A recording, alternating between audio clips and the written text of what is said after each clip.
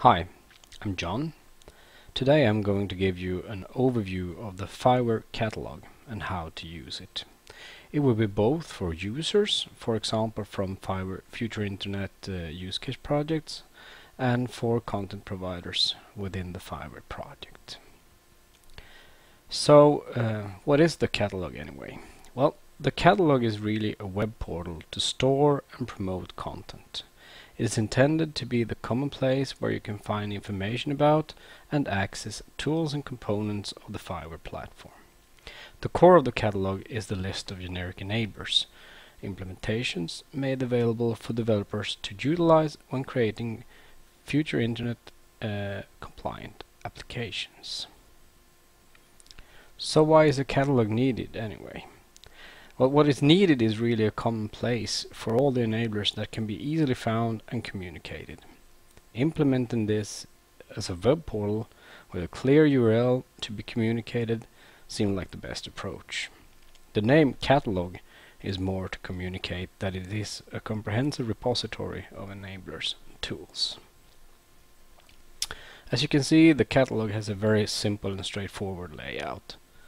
The homepage is just providing a high-level overview of what the site is all about, as well as providing feeds from FI-Ware social media channels to keep you updated on what's ongoing in the community. The core content of the site is the generic enabler implementations, the GEs. They can be found under the menu tab Enablers. The enablers page simply lists all the generic enablers available in alphabetic order. Users can select to filter based on chapters in the project or use the search button to find specific information. In the top menu you can also find a tab called Process. This page will provide an overview of the process on how to publish a new generic enabler to the catalog, and hence it is only interesting for providers of generic enablers. The fourth tab, top menu tab, takes you to the forum. Here you can read about what others are discussing or start your own discussion thread. Naturally, you have to be logged in to be able to make entries in the forum. Okay, so let's move back to the core, the enablers. By selecting any GE from the list of enablers, a user enters a specific GE page. The first subpage provides an overview about what this GE is and what you can do with it.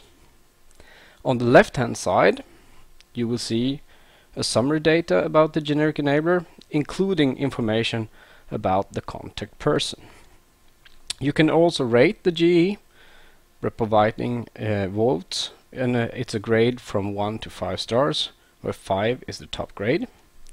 And to be able to vote, you must have registered for an account and be logged in.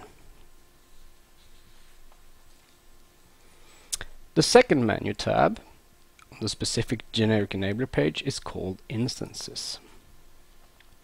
On this page you will find a list of all the instances that have implemented the specific generic enabler.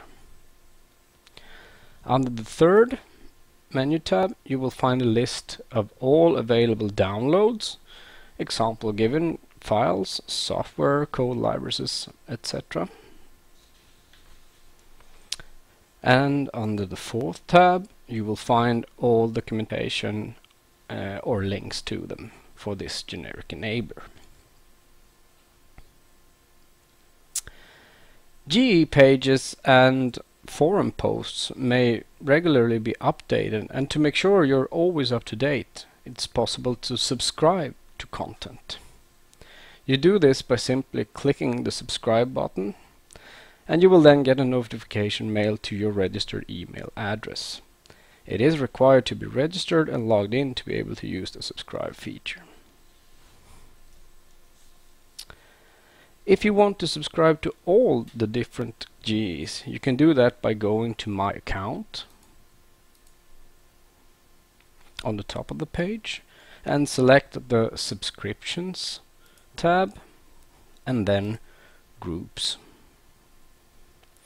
And then you can select all the different generic enablers you want, or select all at the top. And then you push save at the bottom to activate your new settings. Now we will move over to how to add new generic enablers to the catalog. When logged in, anyone can propose a new generic enabler to the catalog.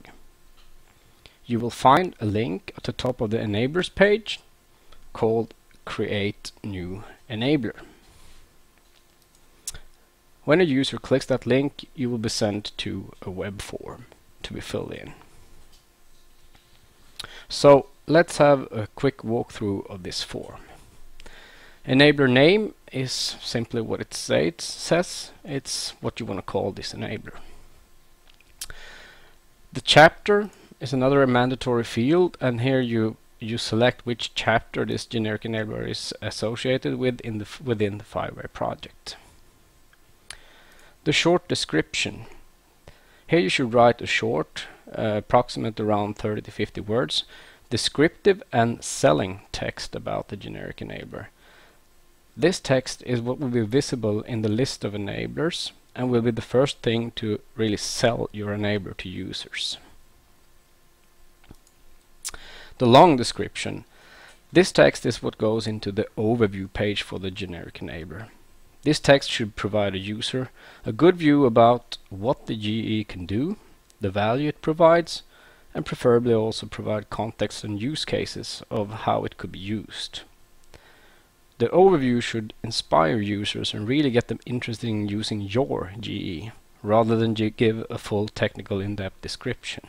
Technical in-depth documentation should instead be delivered on the documentation page. Optionally, you can also provide version information, files, and/or an icon. If you upload an icon, it will be displayed on the list of enablers and in the left column block of your GE page.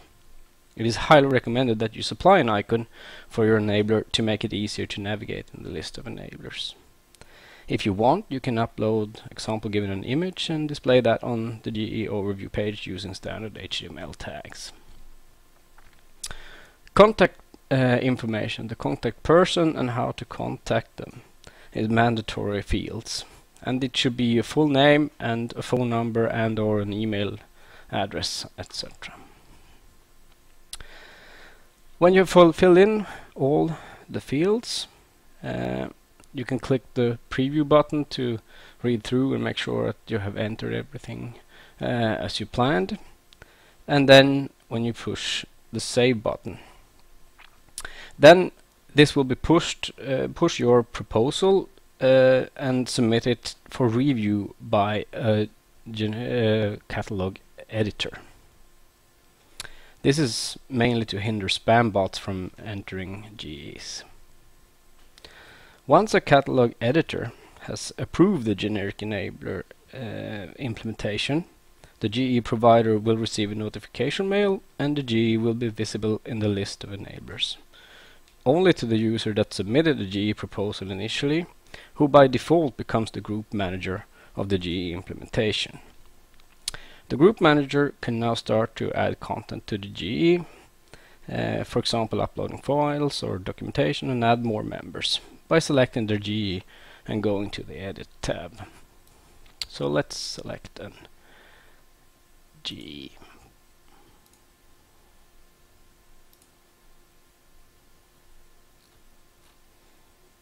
Take this one.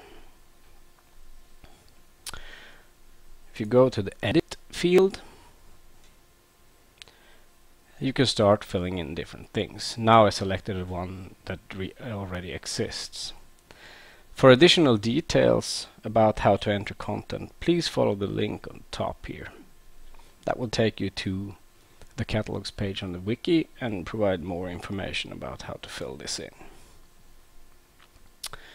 Each GE group member can also add new users to his or her GE group. You do that by going to the Group tab and click on Add People. Just enter the name. and they will by default get exactly the same permissions as all the other group members, including the group manager. When the team feels ready to publish their new GE, they do that by themselves by simply going to the end of the edit page and select publish, and then click save. Note that there is no review done by FI-Ware editors at this point. It is up to each GE implementation provider to ensure that what is published has sufficient quality. You can easily see which GE implementations you have permission to publish by going to My Account. And here you can see the list of the enablers you are a member of. So that was all for this time. If you want to discuss the catalog or any of the generic enablers, you're welcome to do that in the discussion forum. So thank you for today, and enjoy building the future internet.